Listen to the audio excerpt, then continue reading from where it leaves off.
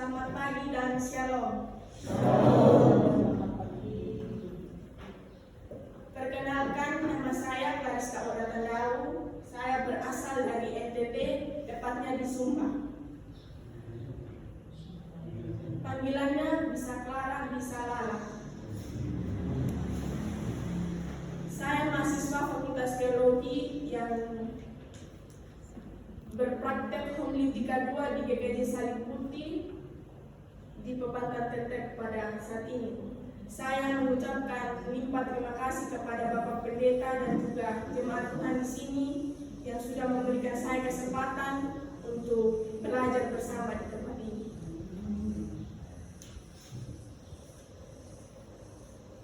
Jemaat yang diberkati Tuhan, tema kita pada pagi hari ini adalah memberikan pertobatan dan pengampunan dosa. Memberikan pertobatan dan pengampunan dosa. Dulu pernah ada tayangan di televisi yang berjudul Kejamnya Dunia. Dari tayangan ini mau mencoba menceritakan bagaimana kehidupan di dunia ini yang penuh dengan persoalan, penderitaan, dan dosa. Sehingga mereka menganggap ini bahwa dunia ini sangat kejam dalam kehidupannya mereka.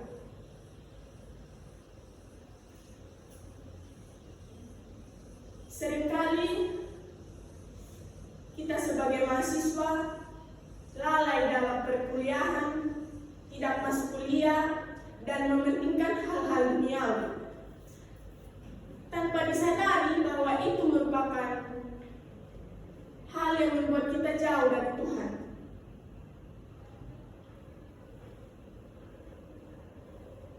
Akhirnya yang kita dapat adalah kita lambat dari perkuliahan, kita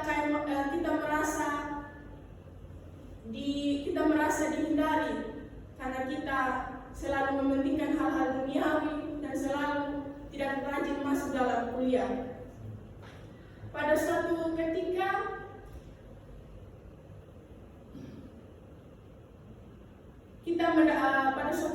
mendapatkan teguran dari orang-orang di sekitar atau teman-teman kita yang di sekitar yang sudah menyelesaikan kuliah dengan tepat waktu dan juga bisa kembali ke kampung bersama-sama kembali dengan orang tua.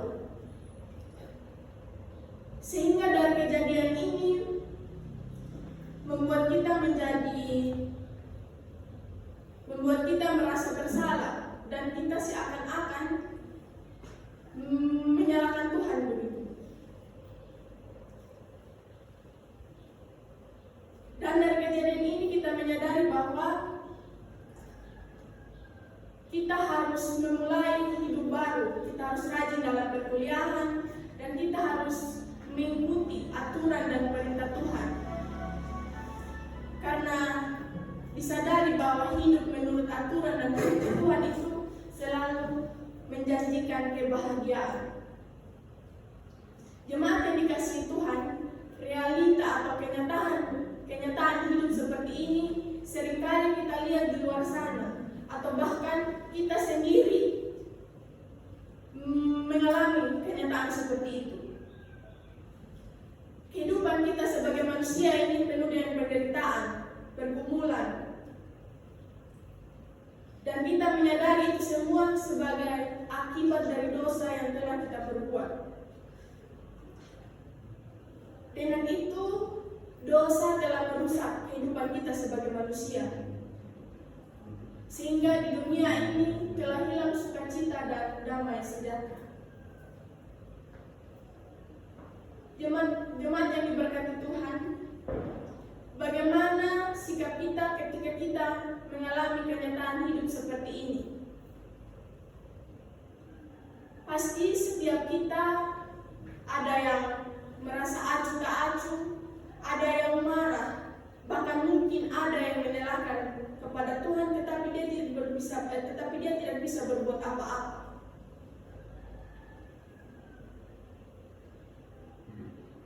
Bahkan juga mungkin ada yang peduli dia tidak berdaya untuk melakukan pembaharuan dan pemulihan dalam diri.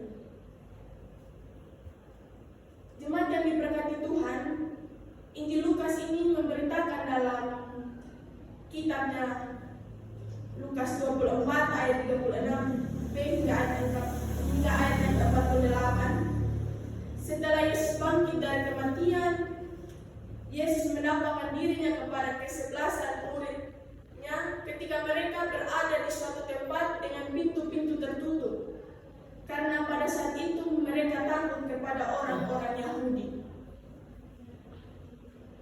Ketika mereka sedang bercakap-cakap tentang kebangkitan tentang kebangkitan Yesus dan menampakkan diri kepada Simon dan kepada dua orang dalam perjalanan ke Emmaus, di tengah-tengah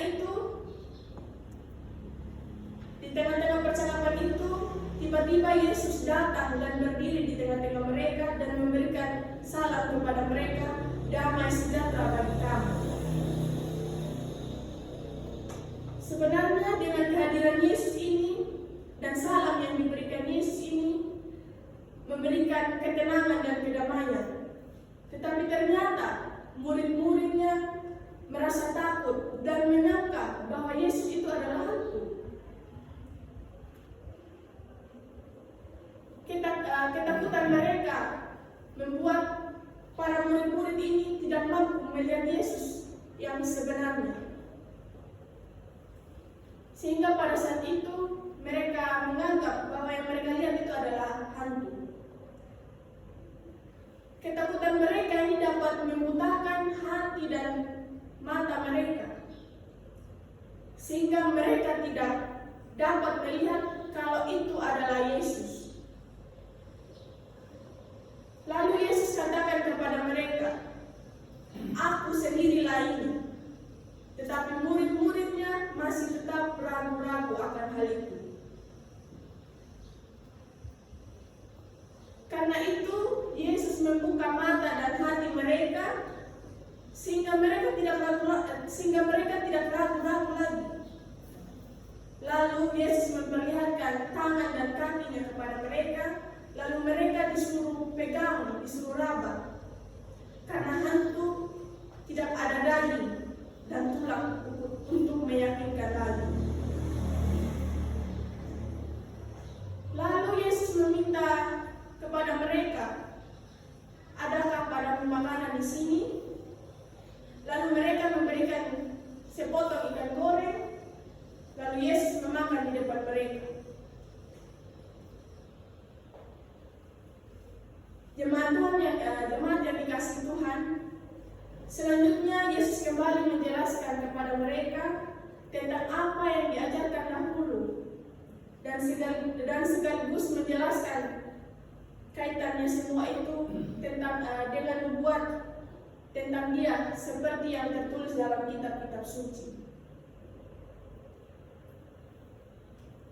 Dirinya yang adalah penggenapan nubuat tentang Mesias telah mati dan dibangkitkan pada hari yang ketiga. Karya Yesus ini tetap berlanjut, dan ini dilanjutkan oleh para muridnya yang sebagai saksi kebangkitan Yesus, yaitu berita pertobatan dan pengampunan dosa. Berita ini harus disampaikan mulai dari Yerusalem sebagai pusat pemberitaan Injil, karena di sanalah para murid-murid akan menerima Roh Kudus yang memampukan mereka melanjutkan karya Kristus. Jemaat yang dikasihi Tuhan, dari firman Tuhan ini mengajarkan kepada kita sebelum Kristus bangkit, seperti para muridnya yang takut dan ragu-ragu, bahkan menyangka Tuhan Yesus itu adalah hantu. Demikian juga ketika kita sebagai manusia dalam mengalami persoalan, dalam mengalami pergumulan yang terkadang membuat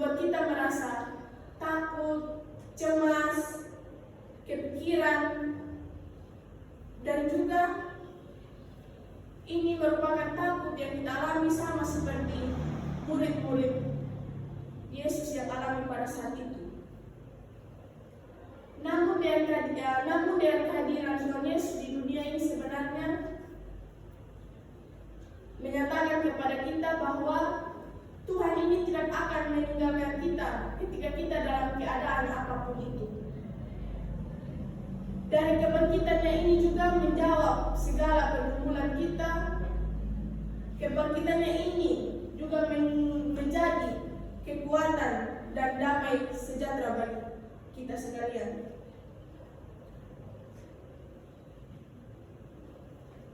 Kebangkitan Kristus ini menggenapi nubuat yang telah tercatat dalam kitab-kitab suci. Kebangkitan Tuhan bukan ilusi, halusinasi, ataupun mimpi, melainkan kenyataan dalam kebangkitan tubuhnya. Sekalipun Mesias menderita dan mati, tetapi pada hari yang ketiga ia bangkit, dan kebangkitannya menjadi pemulihan hidup setiap kita manusia.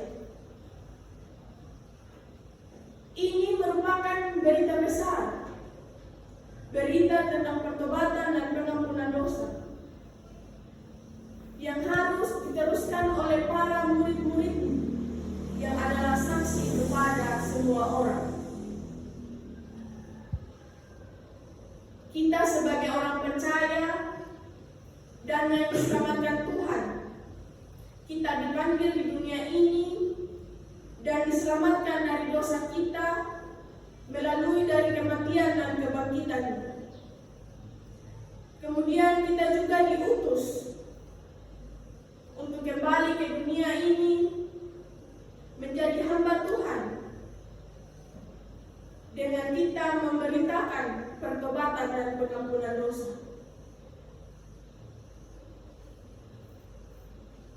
Tuhan Yesus mengasihi kita sebagai orang yang percaya kepadanya. Tuhan juga mengasihi dunia ini dan tidak menginginkan dunia ini penuh dengan dosa. Oleh karena itu, Tuhan berkarya atas diri kita dan memakai kita untuk bersama dengan Tuhan memuliakan dunia ini. Jemaat yang dikasihi Tuhan, kita sebagai umat yang dipanggil dan diselamatkan melalui kematian dan kebangkitannya, kita semua adalah saksi dari karya Kristus. Oleh sebab itu, kita sekarang diutusnya untuk memberitakan pertobatan dan pengampunan dosa. Kita tidak hanya tinggal diam setelah kita menerima keselamatan dari Tuhan, karena di dunia ini membutuhkan keselamatan melalui pertobatan dan pengampunan dosa. Kita ini adalah utusan Tuhan untuk keselamatan dunia. Jadi, dimanapun kita berada saat ini, dengan segala cara apapun kita, dalam keberadaan kita masing-masing, sebagai apapun dan dimanapun Tuhan tempatkan kita, disitulah kita menjadi utusan Tuhan untuk memberitakan pertobatan serta pengampunan dosa. Kita memberitakan pertobatan dan pengampunan dosa ini kepada orang-orang di sekitar kita dan di keluarga maupun kerabat kita dan di lingkungan kita berada pada saat ini. Demikianlah firman Tuhan pada saat ini.